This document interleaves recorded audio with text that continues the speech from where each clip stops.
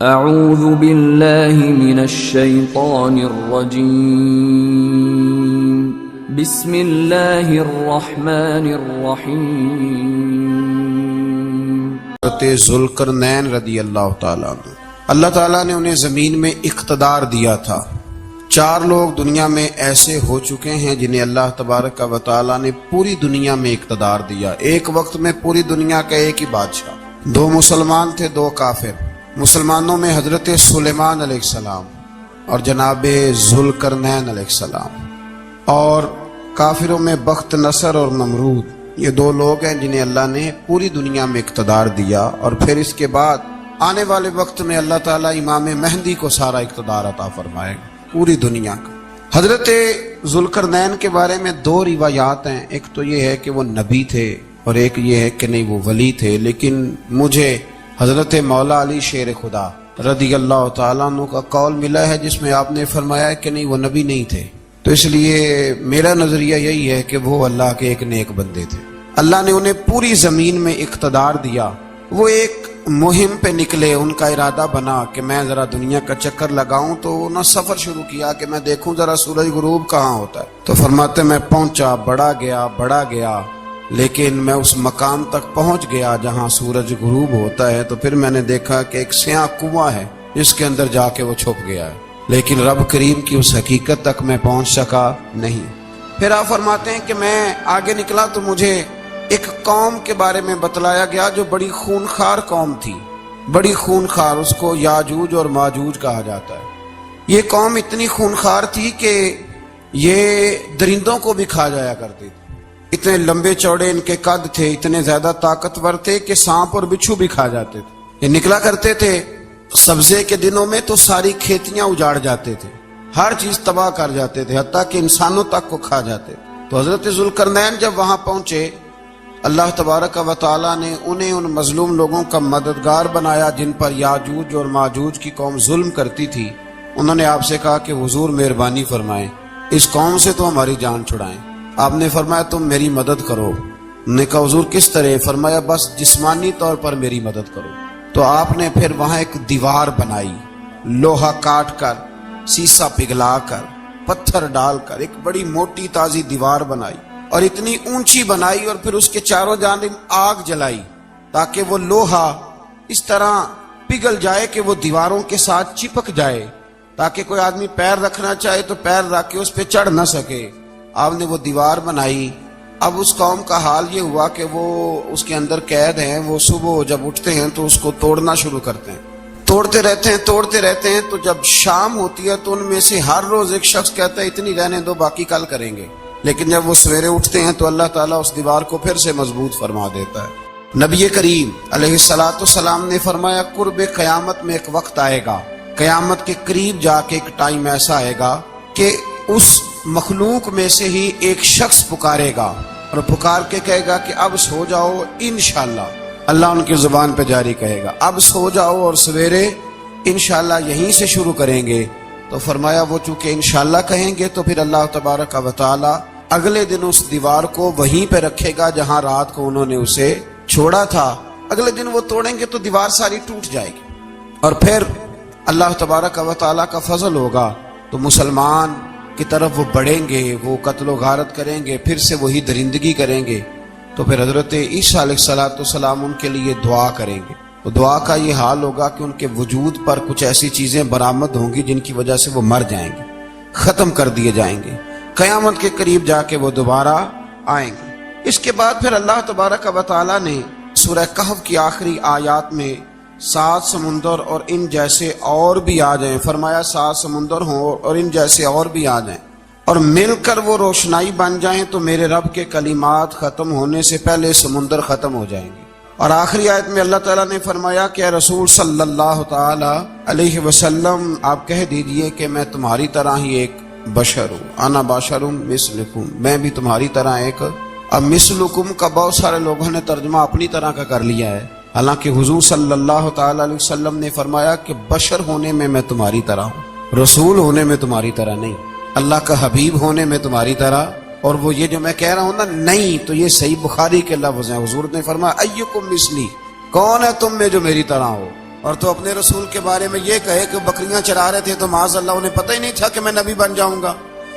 ایسی کوئی بات نہیں. اعلیٰ حضرت فرماتے ہیں اللہ اللہ وہ بچپنے کی پھبن، یعنی بچپن میں بھی رنگ ڈھنگ نرالے تھے میرے رسول. اللہ اللہ وہ بچپنے کی پھبن، اس خدا بھاتی صورت پہ لاکھوں سلام. اس خدا بھاتی صورت پہ. اور مرحوم اعظم چشتی نے بھی ایک جملہ بڑا خوبصورت کہا. اس نے کہا تیری حیات پاک کا ہر لمحہ پیغمبر لگے. انہوں نے اپنے چچا کو بے جان بتوں کی عبادت سے روکا، عذاب الہی سے ڈرایا. اس نے کہا کہ آپ ہمیں ہمارے خداؤں سے پھیرنا چاہتے ہیں، اس سے رک جائیں ورنہ ہم آپ کو سنسار کر دیں گے. ابراہیم علیہ السلام نے کہا کہ میں آپ کے لیے اپنے رب سے استغفار کرتا رہوں گا، وہ مجھ پر بہت مہربان ہے. تو اللہ تبارک و تعالیٰ نے انہیں اسحاق علیہ السلام بیٹے اور یعقوب علیہ السلام پوتے کی بشارت دی، اور یہ بھی فرمایا کہ یہ دونوں نبی بھی ہوں گے. پھر آیت نمبر 51 سے لے کر 58 تک مختلف انبیاء کا ذکر ہے. اللہ تعالیٰ نے اس میں فرمایا کہ حضرت موسیٰ کو برگزیدہ رسول، نبی اور اللہ کا رازدار کہا گیا، اور حضرت ہارون کی نبوت کا بیان بھی ہوا، اور حضرت اسماعیل کو وعدے کے سچے، نماز اور زکوٰۃ کا حکم دینے والے رسول اور نبی اور اللہ کا پسندیدہ قرار دیا گیا.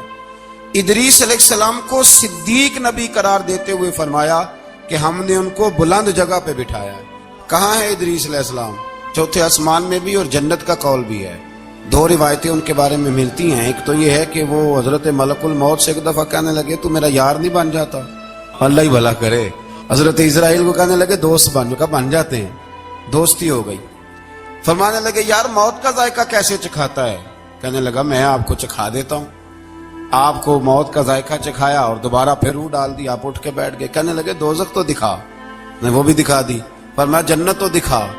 جنت بھی دکھائی. تو کہنے لگا واپس چلیں. فرمانے لگے اب تو نہیں جانا. کیوں؟ فرمایا رب فرماتا ہے ہم فیہ خالدون، جو جنت میں آئے گا یہیں رہے گا. نے کہا جناب وہ تو پہلے موت کا ذائقہ چکھنا ہے، پل صراط جو دوزخ کے اوپر ہے وہاں سے گزرنا ہے. تو آپ فرمانے لگے یہ دونوں کام میں کر چکا ہوں اور تو نہیں کرائے ہیں، لہذا میں آ گیا ہوں تو میں نے یہیں پہ رہنا ہے. اب حضرت ملک الموت علیہ السلام نے عرض کی مالک یہ تیرا بندہ. فرمایا تیری دوست بھی اس کے ساتھ لگی تھی تو میری توفیق سے ہی لگی تھی، اور یہ یہاں تک آئے بھی میری توفیق سے ہی ہے. میرا ارادہ بن گیا انہیں یہاں رکھنے کا. میری طلب بھی تو تیرے کرم کا صدقہ ہے. میری طلب بھی تو تیرے کرم کا صدقہ ہے. یہ پاؤں اٹھتے نہیں بلکہ یہ اٹھائے جاتے ہیں. تو یہ بھی تو اس کا کرم ہوتا ہے نا کہ وہ کس طرح کر کے کسی کو نوازتا ہے. آیت نمبر 59 میں اللہ تعالیٰ کے فرما بردار اور سرکش بندوں کے احوال اور جو ان کے آخرت میں احوال ہوں گے ان کا ذکر کیا گیا ہے. آیت نمبر 66 میں بتایا گیا ہے کہ منکرین آخرت حیات بعد الموت کے بارے میں ہمیشہ شک میں مبتلا رہے. انہیں یقین ہونا چاہیے کہ مرنے کے بعد دوبارہ وہی خالق زندہ کرے گا جس نے پہلی بار بغیر کسی نام و نشان کے پیدا. آیت نمبر 76 میں بتایا کہ جو لوگ گمراہی میں مبتلا ہیں ان کے ابتلا میں اضافے کے لیے مہلت کی مدت بڑھا دی جاتی ہے، اور جو ہدایت یافتہ ہیں ان کو مزید استقامت نصیب ہوتی ہے. اللہ کے ہاں ثواب اور انجام خیر کے اعتبار سے باقی رہنے والی نیکیاں سب سے زیادہ بہتر. ایسی نیکیاں کریں جو باقی رہیں ہمیشہ. کیا کہتے ہیں؟ صدقہ جاریہ. آیت نمبر 81 میں فرمایا کہ مشرکین اس امید پر اللہ کے سوا معبودان باطل کی عبادت کرتے ہیں کہ مشکل میں ان کی مدد کریں گے. فرمایا ہرگز نہیں، وہ ان کے دشمن بن کے عبادت کا انکار کریں گے. آیت نمبر 88 میں بتایا کہ کفار نے اللہ کی طرف اولاد کی نسبت کر کے نہایت سخت بات کی. یہ تو اتنا سنگین جرم ہے کہ اس سے آسمان پھٹ پڑے، زمین شک ہو جائے اور پہاڑ ریزہ ریزہ ہو جائیں. مزید فرمایا کہ آسمان اور زمین میں جو کوئی بھی ہے سب اللہ کے حضور بندے بن کے حاضر ہوں گے. آیت نمبر 97 میں فرمایا جو لوگ ایمان لائے اور نیک کام کیے ان قریب رحمان لوگوں کے دلوں میں ان کی محبت پیدا فرما دے. یہ جو شرک والا معاملہ ہے نا یہ بڑا سادہ سا ہے. کچھ لوگ آج نئے فلسفی اٹھے ہیں تو وہ کچھ عجیب و غریب سی باتیں دہریوں جیسی کرنے لگے ہیں، اور بعض مضامین ہم دیکھتے ہیں تازے جو چھپتے ہیں ان کے اندر بھی وہ اشارتاً کنایاتاً مذہب کی بنیاد پر تقسیم نہیں ہونی چاہیے. انسان بحیثیت انسان قابل تکریم ہے. تو ایک بات سمجھ لیں کہ جو مکان کی رجسٹری آپ کے نام ہے اگر کوئی اور دعویٰ کرے اس کا تو آپ کو برداشت ہے؟ یہ ہو نہیں نہ سکتا میاں. ملک میں وزیر کئی ہو سکتے ہیں پر وزیر اعظم ایک ہوتا ہے، اس کو سمجھ لیں. تو جب اللہ کی توحید میں کو کسی کو شریک ٹھہراتا ہے تو وہ بہت بڑا جرم کرتا ہے، وہ بہت بڑا جرم کرتا ہے. یوں سمجھ لیں کہ جیسے آپ کی 5 مرلے کی زمین پہ کوئی آ کے قبضہ کرے، اسے مار دینے کو دل کرتا ہے. اس لیے یہ ساری زمین رب کریم کی ہے، آسمان و زمین کا خالق اور مالک. تو شرک ناپسندیدہ بات، ناپسندیدہ. سورہ طٰہٰ شروع ہوتی ہے. اس سورہ طٰہٰ میں نبی پاک صلی اللہ تعالی علیہ وسلم کو رب کریم نے فرمایا کہ محبوب قرآن اس لیے نازل نہیں کیا تھا کہ آپ مشقت میں پڑ جائے. نبی کریم لمبی لمبی نمازیں پڑھتے تھے، لمبی لمبی. تو قرآن مجید نے کہا طٰہٰ ما انزلنا علیک القرآن لتشقیٰ، محبوب قرآن اس لیے نازل نہیں کیا کہ آپ مشقت میں پڑ جائیں. حضور لوگوں کو بڑی جد و جہد کے ساتھ دین کی طرف بلاتے تھے، تو کہا محبوب قرآن اس لیے نازل نہیں کیا تھا کہ آپ مشقت میں پڑ جائیں. آپ تو مشقت کرنے لگ گئے. گویا رب اپنے محبوب کو کہہ رہا ہے، جیسے سورہ مزمل میں بات ہوئی نا کہ محبوب تھوڑا آرام بھی فرما لیا کرے، محبوب تھوڑا آرام بھی فرمائے. پھر فرمایا کہ یہ قرآن نصیحت کے لیے نازل ہوا ہے اور اللہ ظاہر و باطن سب کو جانتا ہے اور وہ وحدہ لا شریک ہے اور سارے اچھے نام اسی کے. آیت نمبر 10 میں فرمایا کہ مدین سے واپسی کے سفر کے دوران موسیٰ علیہ السلام اس واقعے کا بیان کیا کہ وہ اپنی جگہ پر رکے ہوئے تھے تو وہیں انہیں غیب سے ندا آئی کہ موسیٰ میں آپ کا رب ہوں، آپ وادی مقدس میں ہیں تو ادباً اپنے جوتے اتار دیجئے، میں نے آپ کو چن لیا ہے، میرے پیغام وحی کو توجہ سے سنیے، میں اللہ وحدہ لا شریک ہوں، میری بندگی کیجیے، میری یاد کے لیے نماز قائم کیجیے، قیامت آنے والی ہے اسی کی طرف آپ توجہ فرمائیے. اسی موقع پر آپ کو جو معجزات عطا کیے گئے ان کا بھی ذکر ہے، اور وہ ہم پیچھے بہت ساری جگہوں پہ اس کا ذکر کر آئے کہ اللہ تعالیٰ نے ان کو ایک ایسا عصا عطا فرمایا تھا کہ وہ ایک دم میں ہی بہت بڑا اژدہا بن جایا کرتا تھا. اور پھر حضرت سیدنا موسیٰ علیہ السلام اپنا ہاتھ گریبان میں ڈال کے نکالتے تھے تو آفتاب کی طرح روشن ہو جاتا تھا. اقبال کہتے ہیں ید بیضا لیے بیٹھے ہیں اپنی آستینوں، ید بیضا لیے، چمکتے ہوئے ہاتھ ہیں ان کے، تو یہ اپنی آستینوں میں چھپا کے بیٹھے ہیں. پر اقبال نے یہ ولیوں کے لیے کہا ہے، نہ پوچھ ان خرقہ پوشوں کی، ارادت ہو تو دیکھ ان کو، ارادت ہو تو محبت کے ساتھ دیکھ، تنقید کے ساتھ تو پتہ ہے پھر بندے کو کوئی شے نہیں ملتی، آنکھیں گونگ ہو جاتی. ارادت ہو تو دیکھ ان کو، ید بیضا لیے بیٹھے ہیں اپنی آستینوں میں. پھر اللہ تعالیٰ نے نا حضرت موسیٰ علیہ السلام کو حکم دیا تھا کہ فرعون کو دعوت دیں، تو حضرت موسیٰ نے دعا مانگی جو آیت نمبر 25 اور 28 میں موجود ہے، رب اشرح لی صدری ویسر لی امری واحلل عقدۃ من لسانی یفقہوا قولی. اے میرے رب میرے لیے میرا سینہ کھول دے، میرے لیے میرا کام آسان کر دے، میری زبان کی گرہ کھول دے تاکہ وہ لوگ میری بات کو سمجھ سکیں. یہ آپ نے دعا فرمائی. اور آگے جا کے مزید آپ نے التجا کی کہ میرے خاندان میں سے میرے بھائی ہارون کو اس مشن میں میرا وزیر بنا دے تاکہ مجھے تقویت ملے اور اسے میرا شریک کار بنا دیجیے. اللہ تعالیٰ نے ان کی اس دعا کو قبول فرما لیا. آیت نمبر 38 سے حضرت موسیٰ علیہ السلام کی پیدائش کا ذکر ہوتا ہے اور یہ تقریباً آیت نمبر 76 تک چلتا ہے. واقعہ آپ نے پہلے بھی سنا ہوا ہے، اپنے لفظوں میں میں بھی عرض کیے دیتا ہوں. فرعون کو اس نے وہ خواب دیکھ لیا تھا کہ ایک ستارہ اٹھے گا اور پھر وہ گرے گا تو میری ساری سلطنت کو تباہ کر دے گا. نجومیوں سے اس نے پوچھ لیا، اس نے کہا کہ ایک بچہ پیدا ہوگا جو تیری سلطنت کو تباہ کرے گا. چاہیے تو یہ تھا کہ وہ توبہ کرتا، لیکن اس نے کیا کیا کہ اس نے بچوں کو قتل کرانا شروع کیا. یذبحون ابناءکم، ذبح کرا دیتا تھا تمہارے بیٹوں، اور بچیوں کو وہ زندہ رکھتا تھا. اللہ تبارک و تعالیٰ کی قدرت دیکھیے، رب بڑا ہی کریم ہے. آپ یقین کریں مولا کے دینے کے انوکھے ہی انداز ہیں. یعنی حضرت موسیٰ کو طور کے پاس آگ لینے جائیں تو اللہ تبارک و تعالیٰ پہلی وہی فرما کے نبی بنا لے. بھائی حضرت یوسف کو کنویں میں ڈالے تو رب وہاں سے نکال کے مصر کا حکمران بنا دے. وہ بڑا ہی بے نیاز ہے. مولا کے دینے کے انداز بڑے ہی انوکھے ہیں، وہ بڑے انوکھے انداز میں نوازتا ہے. تو حضرت موسیٰ جب پیدا ہوئے تو ان کی والدہ نے پتہ کیا کیا، ان کو ایک صندوق میں بند کر کے دریا میں بہا دیا۔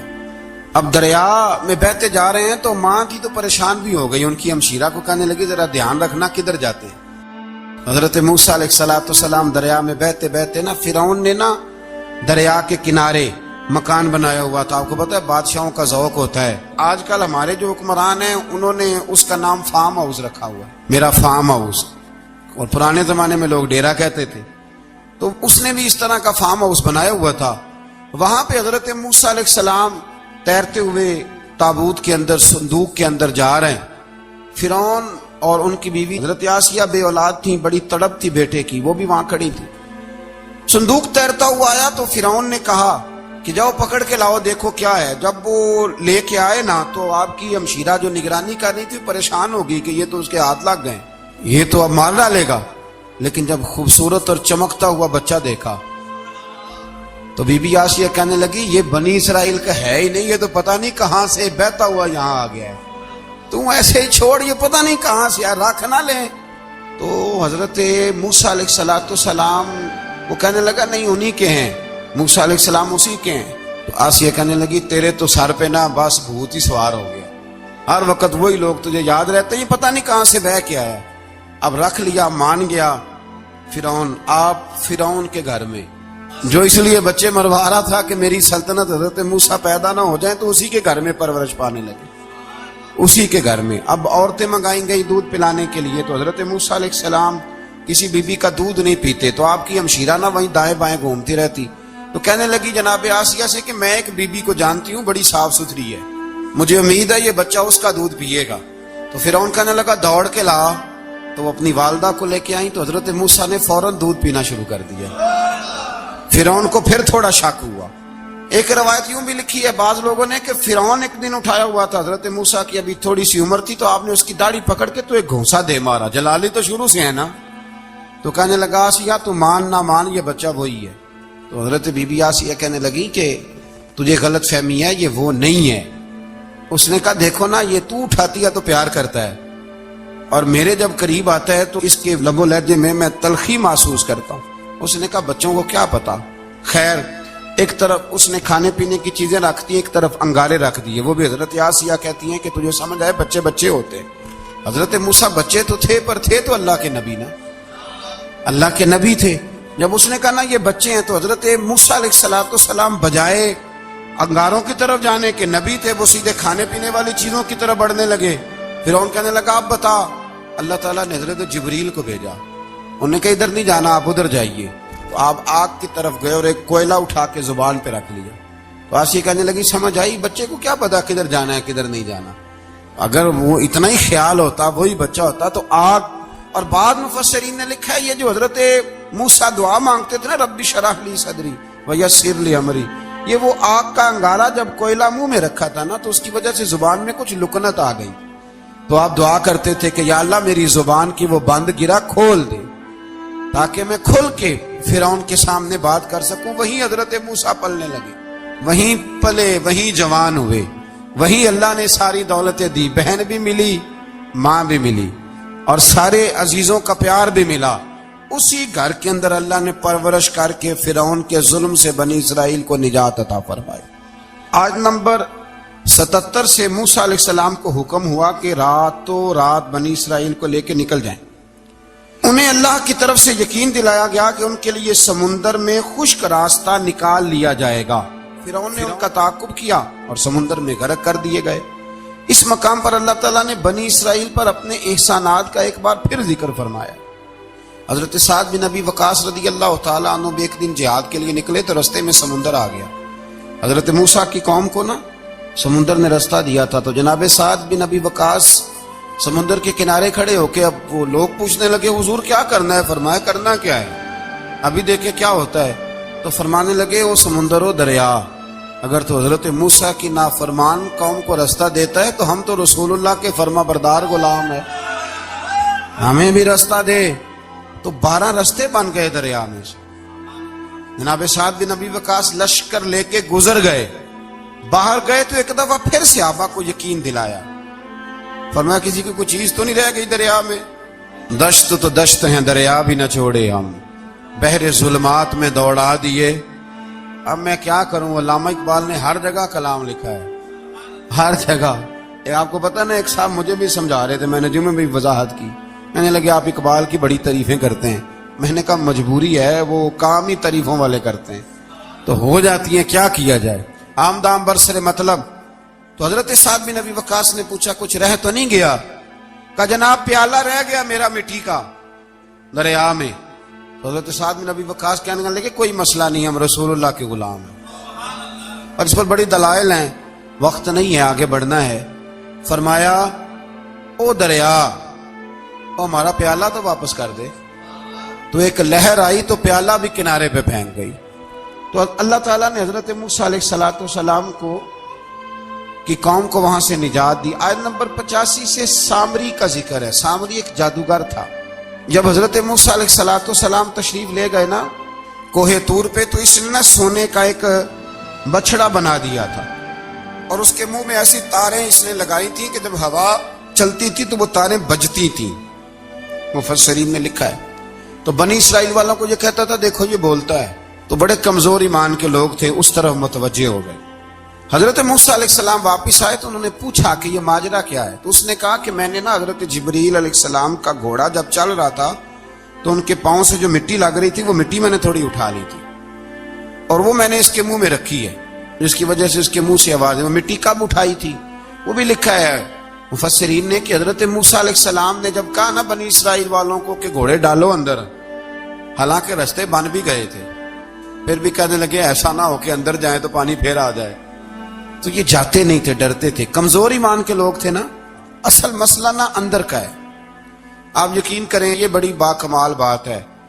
میں تو اس نتیجے پہ پہنچا ہوں تھوڑی سی زندگی گزار کے کہ یقین اگر مضبوط ہو نا تو انسان کی زندگی کا ہر کٹھن رستہ آسان ہو جاتا ہے۔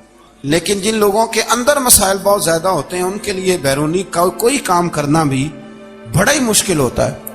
تو یہ لوگ کہنے لگے کیسے اندر جائیں گے تو پھر نہ پانی مل جائے۔ تو حضرت جبریل امین آئے گھوڑی پہ بیٹھے ہوئے، انہوں نے آگے آگے گھوڑی دوڑائی، تو آگے گھوڑی دوڑی تو ان کے گھوڑے خود بخود پیچھے دوڑ پڑے۔ حضرت سیدنا جبریل کی گھوڑی جہاں پیر رکھتی تھی وہاں سے سبزہ اگتا تھا۔ سامری جادوگر تھا، حیرت انگیز چیزوں کو جمع کر لیتا تھا، اس نے وہ جمع کر کے رکھ لی اور بچڑا بنا دیا۔ تو حضرت موسیٰ علیہ السلام نے جب اس سے پوچھا تو اس نے یہ بات بتائی اور کہنے لگا یہ تدبیر مجھے میرے نفس نے سجائی تھی۔ حضرت موسیٰ نے اس سے کہا تو یہاں سے چلا جا، زندگی میں تیرے لیے وحشت کی سزا ہے اور تیری سزا کا وقت آخرت میں مقرر ہے۔ وحشت کا بھی عذاب ہوتا ہے کچھ لوگوں کو وحشت کا عذاب یہ ہوتا ہے، یعنی انسان ہر وقت خوف زدہ رہے۔ آیات بتاتی ہیں کہ اس پر کون سا عذاب ہے، اس پر ایک وحشت طاری رہے۔ اللہ سے دعا مانگیں اللہ تبارک و تعالی ان ساری آزمائشوں سے ہمیں محفوظ فرمائے۔ اسی تسلسل میں پھر قیامت اور سور پھونکے جانے کا ذکر ہے۔ آیت نمبر 105 سے فرمایا کہ لوگ آپ سے پہاڑوں کے متعلق سوال کرتے ہیں، آپ ان سے کہہ دیجئے میرا رب انہیں ریزہ ریزہ کر دے گا اور پوری زمین ہموار میدان کی طرح ہو جائے گی۔ آیت نمبر 109 میں قیامت کی ہولناکیوں کا ذکر ہوا اور فرمایا آج اللہ کی بارگاہ میں کسی کو مجال شفاعت نہیں ہوگی سوائے اس کے جسے وہ اذن شفاعت عطا کرے اور جس کے قول سے وہ راضی ہو۔ آیت نمبر 110 سے اکڑی گردنوں کے حی و قیوم کے سامنے جھکنے، ظالموں کے نامراد ہونے اور مومنین صالحین کے کامیاب ہونے کا ذکر ہے۔ آیت نمبر 114 میں علم میں اضافے کی تعلیم کے لیے دعا ارشاد فرمائی گئی ہے جو بڑی معروف ہے، رب زدنی علما۔ آیت نمبر 115 سے اس بات کا ذکر ہے کہ آدم علیہ السلام جو جنت میں درخت کے قریب چلے گئے تو یہ ان کی بھول اور اجتہادی خطا تھی، اللہ نے خود وضاحت فرما دی، اور انہوں نے قصداً اللہ کے حکم کی نافرمانی نہیں کی۔ آدم علیہ السلام کو جنت میں داخل کر کے بتایا کہ یہاں نہ بھوک لاحق ہوگی، نہ بے لباسی ہوگی، نہ پیاس لگے گی، نہ ہی دھوپ کی تپش محسوس ہوگی، اور یہ کہ آپ اپنے دشمن شیطان کی چالوں سے بچے رہیں گے۔ اس مقام پر قرآن نے اس موضوع کو پھر بیان کیا کہ شیطان نے وسوسہ ڈالا اور مخلص اور ہمدرد کا روپ دھار کر ان کو بہکایا۔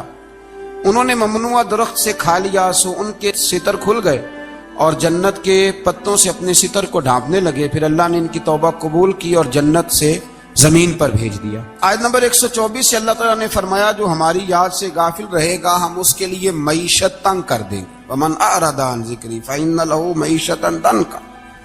جو ہماری یاد سے غافل ہوگا اس کے لیے زندگی اس پر اللہ تبارک و تعالی ہر وقت اپنی یاد کی توفیق عطا فرمائے. آیت نمبر 130 سے اللہ تعالیٰ نے ارشاد فرمایا ان کی باتوں پر صبر کیجیے. سورج کے طلوع اور غروب ہونے سے پہلے اپنے رب کی حمد کے ساتھ تسبیح پڑھتے رہیے اور رات کے بعض اوقات میں اور دن کے حصوں میں بھی تسبیح پڑھتے رہیے تاکہ آپ کا رب راضی ہو جائے اور آپ بھی راضی ہو جائیں. مزید فرمایا کہ اپنے اہل خانہ کو نماز کا حکم دیں اور خود بھی نماز پر قائم رہیں اور نیک انجام صرف تقوی پر کاربند لوگوں کے لیے. لوگ کیا کہیں گے؟ لوگوں کے لیے الزام لگانا، پراپوگنڈا کرنا بڑا ہی آسان کام ہے. دو ہی تو کام دنیا میں آسان ہے، ایک بدگمانی کرنا اور ایک غیبت کرنا. اور اتنا مزیدار کام ہے کہ آپ ساری دیہڑی کرائیں. کوئی بندہ تھکنے کو تیار معاذ اللہ ثم معاذ اللہ سارا دن. اور اگر آپ کہیں کہ اللہ کا ذکر کرو، تسبیح لے لو، صرف 500 دفعہ درود شریف پڑھ لو، تو پھر کیا بنے گا؟ کام یاد آ جائے گا. بہت سارے لوگ نکل لیں گے. کبھی کبھی کچھ چیزیں بڑی یاد رہ جاتی ہیں. ایک شاعر نے ایک شعر کہا تھا، میری تھوڑی سی شعری ذوق ہے تو مجھے دلچسپی ہے، رہ جاتی ہیں کچھ باتیں ذہن میں. ایک دفعہ ہمارے ایک دوست کے بارے میں کچھ پراپوگنڈا ہونے لگا تو میں نے انہیں ایک شعر لکھ کے بھیجا. مجھے یاد تھا، میں نے ایک شعر لکھا. کسی شاعر نے کہا تھا کہ مخلوق تو فنکار ہے اس درجہ کے پل بھر میں، سنگے در کعبہ سے بھی اصنام تراشے. کعبے کے اندر سے مٹی لے کے لوگ بت بنا لیتے ہیں اور اللہ کا شریک بناتے ہیں. تو کہنے لگا شاعر کہ مخلوق تو فنکار ہے اس درجہ کے پل بھر میں، سنگے در کعبہ سے بھی اصنام تراشے. تم کون ہو، کیا چیز ہے داغ کبابی، لوگوں نے تو مریم پہ بھی الزام تراشے. لوگ تو منٹ لگاتے ہیں. وہ جو رہی مسجد میں، پلی مسجد میں، لوگوں نے الزام لگانے کا وقت آیا تو الزام لگا دیا. سید عائشہ صدیقہ پہ لگا دیا. صدیق کی بیٹی اور صدیقہ. آپ سوچ سکتے ہیں کہ لوگ کہاں تک جاتے ہیں اور باتیں کہاں تک پہنچتی ہیں. تو یہ میرے رب کریم کا فضل اور کرم ہے کہ جناب مریم کی برات کا اعلان بھی قرآن نے کیا اور حضرت عائشہ صدیقہ کی برات کا اعلان بھی قرآن پاک نے فرمایا.